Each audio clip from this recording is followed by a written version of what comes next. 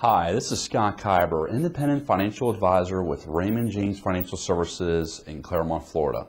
Today's topic is long-term care. In general, long-term care refers to a broad range of medical and personal services designed to provide ongoing care for people with chronic disabilities or who have lost the ability to function independently. The need for this care often arises when physical or mental impairments prevent one from performing certain basic activities, such as feeding oneself, bathing, dressing, transferring, and toileting. So what is long-term care? Long-term care is different from acute care where doctors or registered nurses are providing care for medical conditions such as cancer, broken bones, or sore throats. Long-term care provides for the assistance with activities of daily living, or ADLs.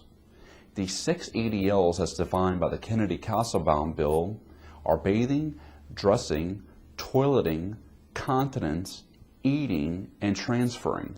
That's basically getting from the bed to the chair. Think of these as the things you did this morning in the first hour after you awakened. It is also the care required because of cognitive impairment. Cognitive impairments can be caused by dementia, Alzheimer's, Parkinson's, strokes, or even head injuries. So who uses long-term care? We often think of long-term care as something for old people, telling ourselves, we don't need that for now. We'll consider that later when we're older and get closer to needing it. Unfortunately, this is far from the truth. The need for long-term care is something reserved exclusively. The need for long-term care is not something reserved exclusively for the elderly. 40% of all those who are receiving care are pre-retirement age adults, those from the age of 18 to 64. Their needs were created by accidents, strokes, brain injuries or tumors, mental conditions, AIDS, multiple sclerosis, muscular dystrophy, and even early onset of Alzheimer's and Parkinson's disease. When younger people need care, it is often truly financially devastating, with the average length of stay in a nursing home for a male age 59 and younger at 3,840 days.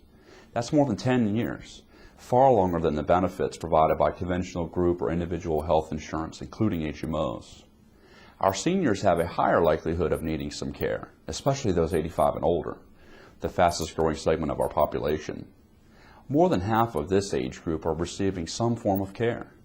Yes, the elderly are more likely to have a need for care, but these statistics certainly make the point that it's something that we should all consider, regardless of our ages. Should you have a reason for concern? Well, a recent Gallup poll showed that 76% of Americans believe that they would never need long-term care. No nursing homes, no assisted living facilities, no adult daycare or home care.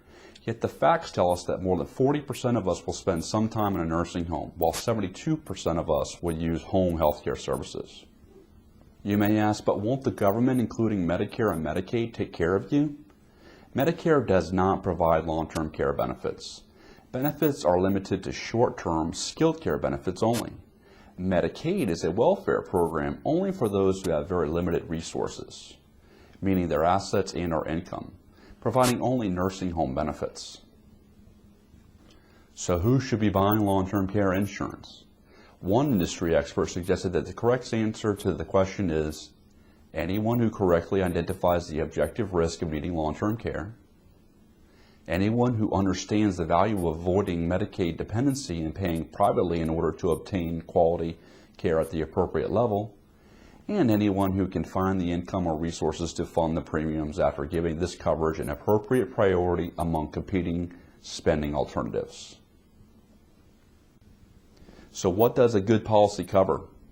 The best policy is one providing comprehensive benefits covering all types of care. For example, at-home or adult daycare, care in an assisted living facility, or care in a nursing home.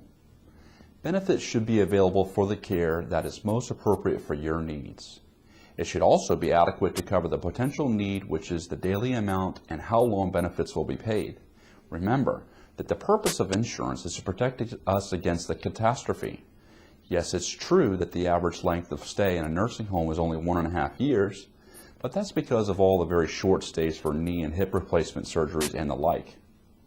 If we consider only those nursing home stays that are for chronic conditions, those more than 1 year, then the length of stay is 6.2 years. Unlimited lifetime benefits are the most desirable here. Including protection against inflation is also critically important. What benefits do you want to be available to you in 10, 20, or 30 years from now? What do you expect the cost to be at the time compared to the cost today? Planning for these types of risks is the role of your financial advisor. You may be asking, aren't these policies expensive? Well, compared to the protection and security they are providing, they are not expensive at all. Let your financial advisor demonstrate how the premiums for this valuable coverage can be paid with a return of just a portion of your portfolio. A long-term care insurance policy is one of the most valuable tools your financial advisor has available to you to assist you in your financial planning. This has been a quick review of long-term care. I'm independent financial advisor Scott Kyber. For more information regarding long-term care, consult your financial advisor or call my offices at 877-869-9848.